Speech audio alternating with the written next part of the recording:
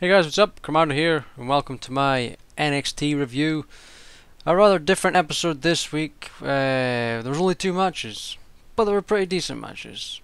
But let's get straight to it anyway. There was a really good sort of like a recap thing of like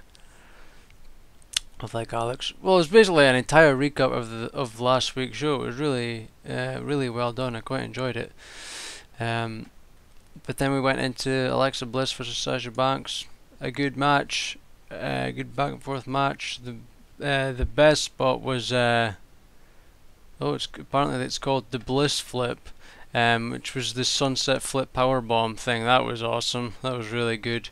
But eventually Sasha won and put her in the bank statement, and she was tapping. Alexa Bliss was tapping. It was a good match, really good match. Lasted maybe about 10 minutes or so. But it was good. It was a decent match. There was a Kevin Owens promo saying he isn't intimidated by Balor's body paint.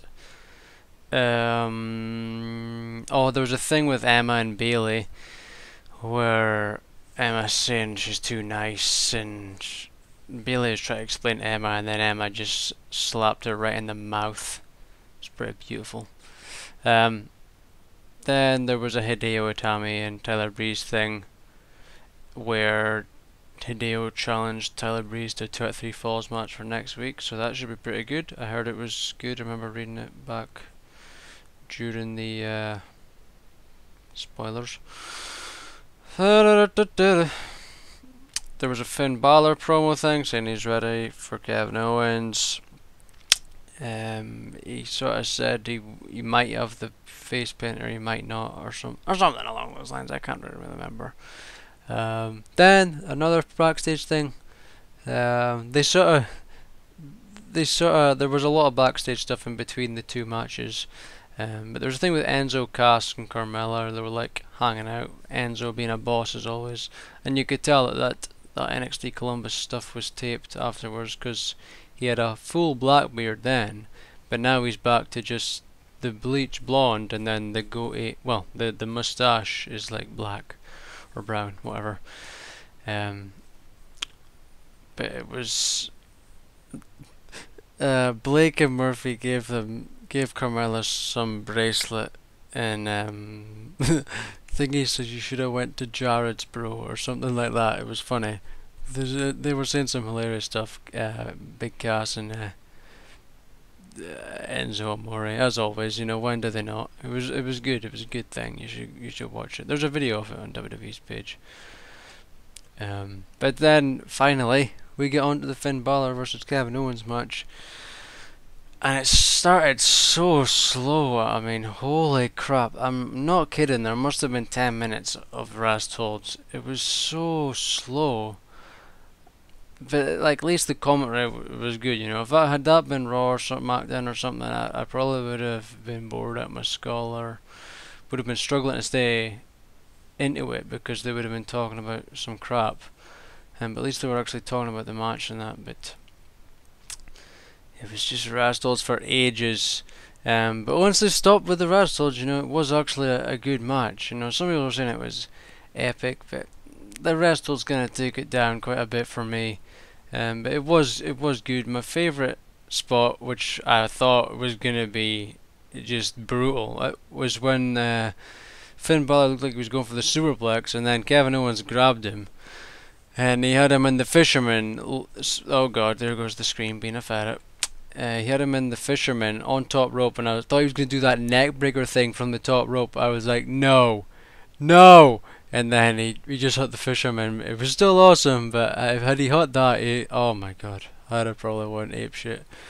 But it was good. It was good. Thing he hit is reverse lifting DDT thing. They called it something else. What was it, like double underhook lifting DDT?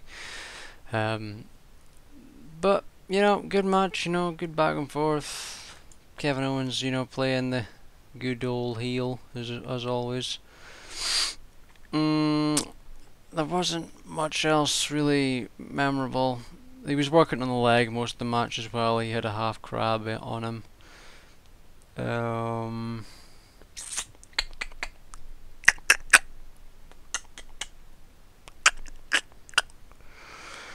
he was just working the knee most of the time. Just looking through the recap thing, but there's nothing really thingy. Oh, he did the cannonball thing on him, and then he set his knee up and hit a cannonball on the knee, and then he tries to go for a third time, but it was not the charm. Or well, it was the charm for Finn Balor, and he got out of the way. And then he went up top to hit with the thingy, the coup de grace, double foot stompage, but Kevin Owens kicks out. Well, no, he didn't even get a pin on him. He gets up and then pop up power bomb. 1, 2, 3. It's over. Night night. See ya bye bitches. Kevin Owens is still the champion. And I watched like the after video thing where he's sitting there like panting big time. He was just sitting there, you know, speaking. I don't really remember what he said, but it was good, you know. But a really different kind of episode of NXT this week, and I only went 6 minutes this time, but it's to be expected since there was only 2 matches, you know. But I did enjoy the Sasha Banks and Alexa Bliss one. I thought that was a really good match. Just the only thing with the Kevin Owens thing was it was legit about 10 minutes of wrestles. I'm not even kidding. It was that was the only problem with the match, you know.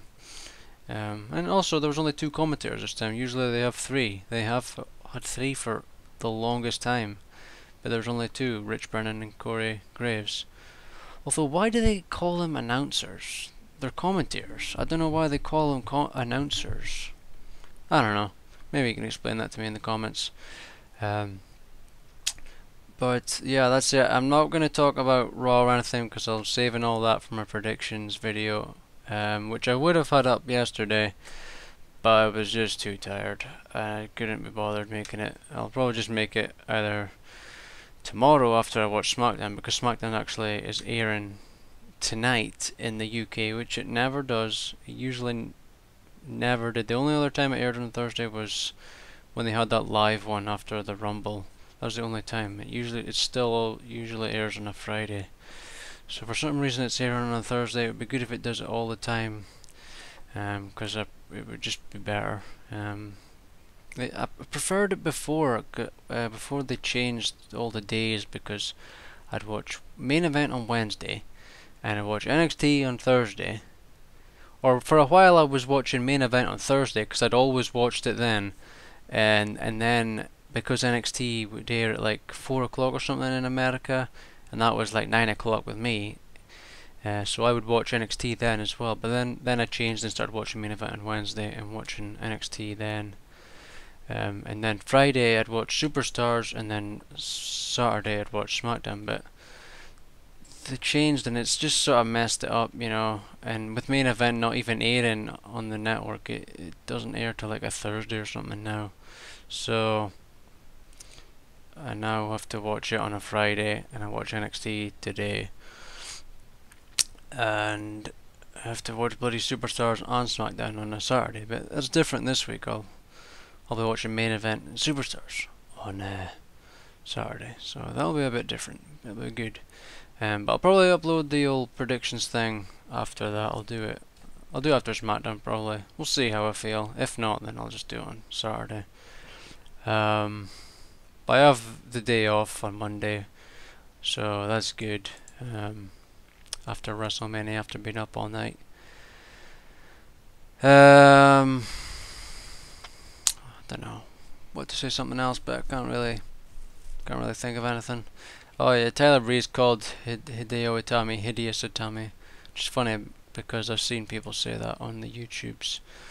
And I also just read something that Eva Marie is hosting the Hall of Fame, and people are going mental about it. I was like, Eva Marie? I was like, are you serious?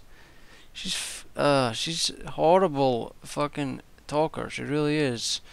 Because it'll all be scripted, and she's just so horrible, you know, that she's gonna get booed big time. She was trending on Twitter, and people are going ape shit. What is WWE thinking? You know, just leave it to King. He's done it for so long. You know, why stop and give it to Eva of all people? You know, you could at least give it to somebody that can talk and is somewhat entertaining. You know, so random. But yeah, that's the NXT review. Shorter one this time. But tell me what you thought of it. Next week, the 2 out of 3 falls. That should be good with Tyler Breeze, Tyler Breeze and Hideo Itami. Somebody was, I don't know, somebody was saying something in the comments, but in a comment on the site about when he should hit the GTS. Maybe he should hit it when he wins the NXT Championship, maybe defeating Kevin Owens, which I actually kind of agree with. You know, save it for something like that. You know, it's a good idea. But I would kind of feel Kevin Owens is going to be champion for a long time, and I had a feeling. I was just thinking maybe he could debut next year after WrestleMania, and Brock Lesnar could hold on to the title all the way till then, which I really doubt will happen. But then Kevin Owens could be the one to dethrone Brock Lesnar. It could happen, but I doubt it. You never know. There could be a match between them two, but I just thought that would be kind of a cool thing, you know. Somebody just coming out of nowhere and beating him, so, like a Kevin Owens, because he's like a badass, and he's a big dude, and I just think it'd be a good idea, you know. But that's it. Thanks for watching. Be sure to subscribe, hit that like button, and I'll see you on the next one. Bye. Oh, there it is.